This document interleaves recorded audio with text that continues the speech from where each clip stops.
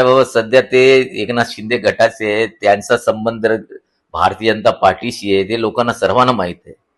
आणि तुम्ही सांगा ना, एकतर तुम्ही काय करतात, माझा नाव ठेवण्यापेक्षा तुम्ही काय हे बघा ना.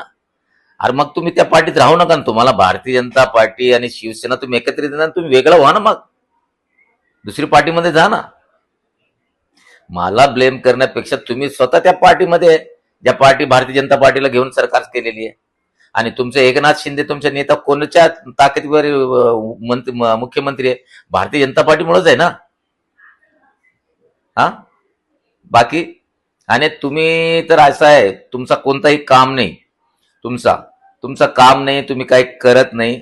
आणि तुम्ही आतापर्यंत जेवढं नारियल फोडले त्याचं आतापर्यंत कोणतंही काम नाही झालं. आता तुम्ही काजी कब्रस्तानमध्ये मी हायमॅक्स दिलेला आहे, 20-20 लाख 40 लाखचं काम केलं, आणखीन एक हायमॅक्स देणार आहे.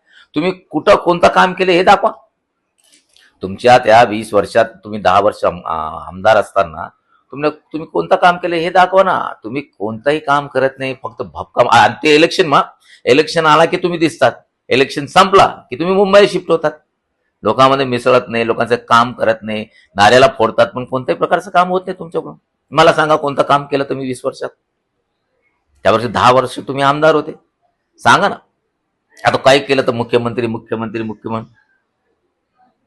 अच्छा, मी तर माझ्या काँग्रेस पार्टीचा पक्षाचं काम केलं या लोकसभेमध्ये. तुम्ही कोणाचं काम केलं? तुम्ही दानवेच्या विरोधात काम केलं. तुम्ही कल्याण काळेचं काम केलं असं तुम्ही स्वतः म्हणतात.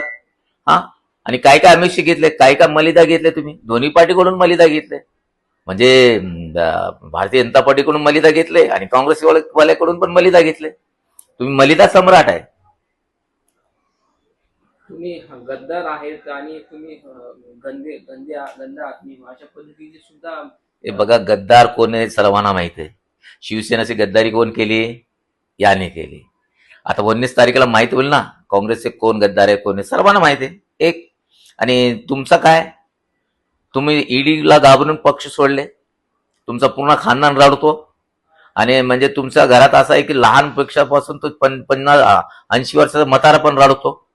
आणि तुम्ही केलं काय हे जाणण्यासाठी हे सांगा ना. काम करत नाही. तुम्हाला ईडीने, तुम्ही देशात पहिल्या व्यक्ती की ईडीने 2दा तुमच्याकडे आलेली आहे, 2दा. म्हणजे हा पण एक ग्रीन बुक मध्ये नाव लिहिण्यासारखं आहे की असा माणूस आहे देशात की ज्याच्यावर 2दा ईडी आली. आणि तुम्ही त्या चौकशीला घाबरून तुम्ही पार्टी बदलला. तुमचं काय? हा, गंदा कोण आहे ते मला विधानसभेत माहित पडलं ना, 2024 मध्ये पडेल तुम्हाला. आणि उभा राहा बरं का तुम्ही. हा, उभा राहा, माझ्या विरोधात उभा राहा. मी कितना गंदा आहे तुला मतदान माहित पडेल.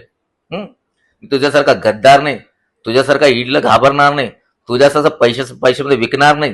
हा, लक्षात ठेव. माहित पडेल तुला.